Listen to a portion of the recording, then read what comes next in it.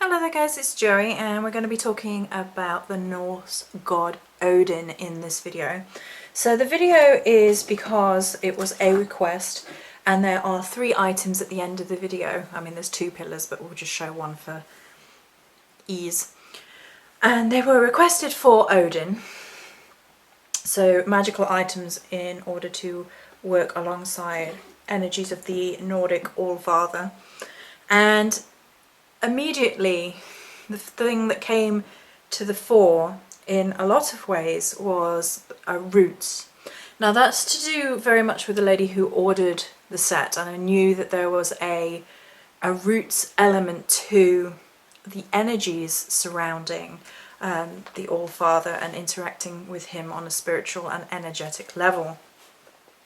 I'm going to talk about my thoughts and feelings first as I created energetically and sort of reached out energetically, trying to ascertain the visual and scent-based and energy-based workings to working with Odin. Now, there are many stories about Odin, and him being an all-father means that there are many elements to him. He's very, very vast, very much like Thor was. And it's kind of keying in on what came to the forefront with the energies for this particular set for the lady and the meditations that came through. So I was writing down thoughts that came to the fore originally. The All-Father, roots, world tree, the god of ecstasy, magic and poetry. Man's consciousness of inner divinity being affected by Odin, for he brings knowledge, wisdom, ideas. He is the shaper of the weird fate and the bender of the Orlog destiny. He is a shapeshifter, and what came to me very, very early on, before I'd done any more research, was he who shapes. And it felt very much in conjunction with the energies of Freya, not Freya, sorry, although Freya as well, but Frigga. It felt very much in the conjunction from their marriage, because her energies came through as the one who keeps. So he was the one who shapes and she was the one who keeps. And it had this lovely harmony between their marriage of him being a shaper, a bender, a seeker. And I mean, it's bending as in energy and will and thought and memory and ascertaining knowledge, and her being the one that keeps, so she provides the balance, the order, the structure, and she has a magical influence as well, and he has this very magician-centric energy to him. He shapes destiny, shapes will, shapes almost he's shaping the world around him in a sense. And the one that he who shapes came to the, it was like, it must be this, it must be he who shapes. And that's before I had done very much into the research and to the elements, and I decided to sort of focus in on a few myths that I knew about. I knew about the runic myth, about discovering the runes, and the other one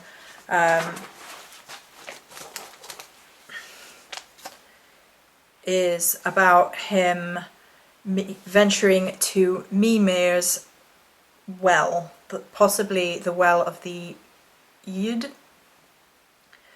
Among the roots of the world tree, Yggdrasil, where Mimir, a shadowy being whose knowledge of all things was practically unparalleled after drinking from the well himself, resided. Odin sought a draught from the well in order to gain knowledge, and had to sacrifice an eye for it. So it's perhaps one of his most famous myths, with him being portrayed as having had one eye. Why do you seek me, Odin? Odin, I know where you hid your eye, in the shining waters of the well of Mimir, from the poetic Edda. The Nordic god Odin is a relentless seeker after knowledge and wisdom, willing to sacrifice almost anything for this pursuit. On one occasion he hung himself, wounded himself with his spear, and fasted for 9 days and nights in order to discover the runes. I believe he hung himself upside down on the tree. I think that's something that gets portrayed very often, but for some reason finding the poetic Edda for Odin was such a challenge. There was so much interference for the poetic Edda, and I didn't know whether or not it was literally forcing me to seek, which might very well may be the case. Yeah, things are clicking in the room. Forcing me to seek, to be on a quest to find that knowledge, and that's super where Odin has been with this set. As well as sort of creating your own magic, which is all about, and creating a path, a feeling.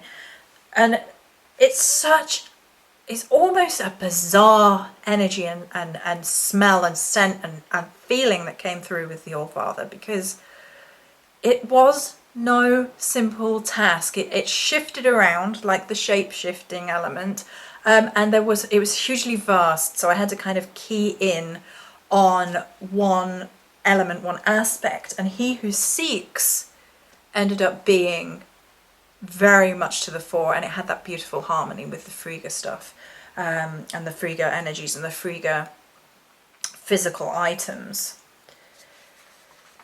Odin is also thought to be quite obsessed with preventing the death of the gods in Ragnarok, which is why he seeks all the many different spiritual beings, magical beings, and the well and founts of knowledge.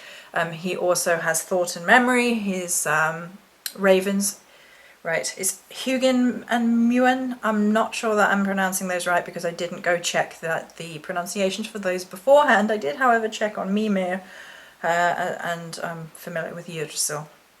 I know that Odin is sometimes spelt with a W and people change the pronunciation, but for this video we'll go with Odin. As my pronunciation gets called into question every single time, so there we go. And had to sacrifice an oh, what I did want to mention, which was really, really interesting since starting this set, is that since starting this set there was a really beautiful image of the two ravens that came through, and I actually shared that on the Facebook page, and one was white and one was black, and it kind of had a cyclic nature to it. It was gorgeous. It was, and I shared that on the Facebook page. Then there was an image of Thor and Odin thrones carved out of wood, which are absolutely gorgeous, but I didn't know where the original artist name or attribution was, so I didn't want to share that without attributing the artist.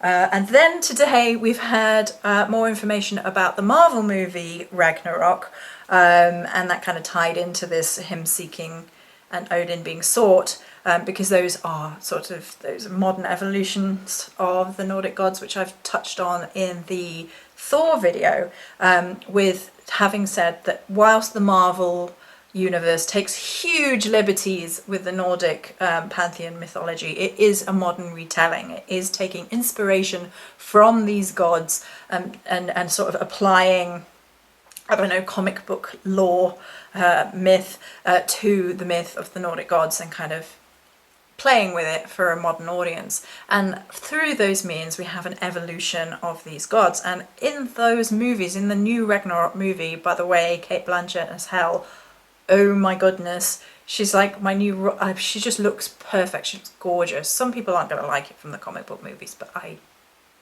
think she looks great.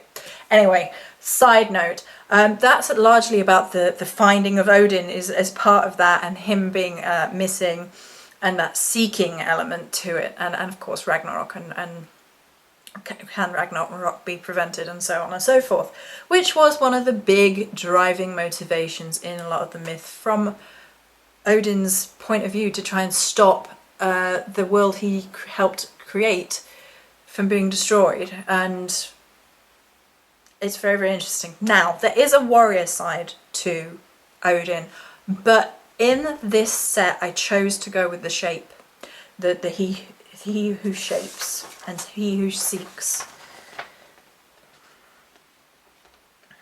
but shapes being primary. He had a very strong feeling of the magician, you know, for the magician from tarot, that we are in charge of our destinies, and we can seek and we can search and we can shape. and the way that he shapes destiny and takes all this knowledge in, and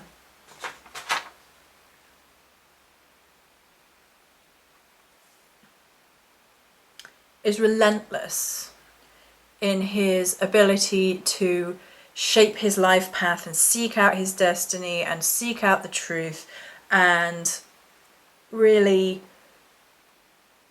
unravel, oh, my hands are going bright warm, unravel those mysteries of a God who is prepared to sacrifice whatever it takes in order to ascertain the knowledge, to be better informed. He has a strong sort of sacrificial element, very father element, I guess, that he's willing to do whatever it takes. He's willing to provide the hard lessons. He's not afraid to discipline when necessary. Is the kind of, I'm getting downloading images and feelings now. He's prepared to do whatever it takes to shape the destinies of all, of people and of gods alike, to shape the destinies of his sons and daughters, even his wife. I think his wife would have something to say about that. I'm going to leave them to it. And to provide knowledge. He's a provider as well, and it had that strong energy of, he wasn't like hoarding knowledge. It was very much to seek in order to shape the destinies of the worlds and help those affected and those who are living in the worlds. It's like the galaxy of the Guardians quote, where it's like, because I'm one of the idiots living in it, and that's why they save the galaxy.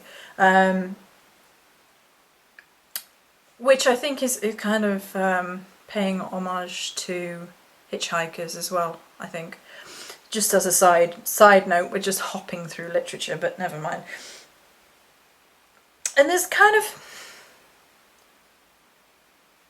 this well imagery, and the eye imagery is really interesting as well, because he finds all of this knowledge from the well of Mimir at the roots of Yggdrasil.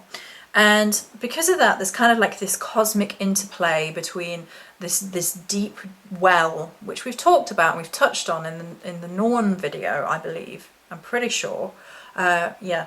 And the well, for me, always, when I have a visual of looking into the well, I think it looks like the cosmos. I think it looks like looking into a night sky rather than water. And that's kind of the interplay of imagery that always comes up. So drinking from that is like drinking from the universe, and I that's the kind of the shaping and the seeking of Odin, and he gives his eye in order to see, and there's a lovely interplay of balance there. So he who shapes, he who is the magician, he who shapeshifts, he who shapes his fate by going after knowledge, going after wisdom, going after ideas. He's a ruler, and therefore the knowledge element is far more at the fore of this particular set than perhaps the warrior set. He's not one to back down from a fight or anything like that, but the whole energy of him overall is more about magic. I mean, he has this wonderful like mead and poetry and lover energy to him as well. These things are all important to him, whereas it's not just like a war god or anything like that. It's very much that he shapes and bends and changes and creates. He's a creator in a lot of these energies. And the roots energy kind of came through because of the roots of all of these things. So the roots of his quest to find out who he is very, and why things are going to be the way they are.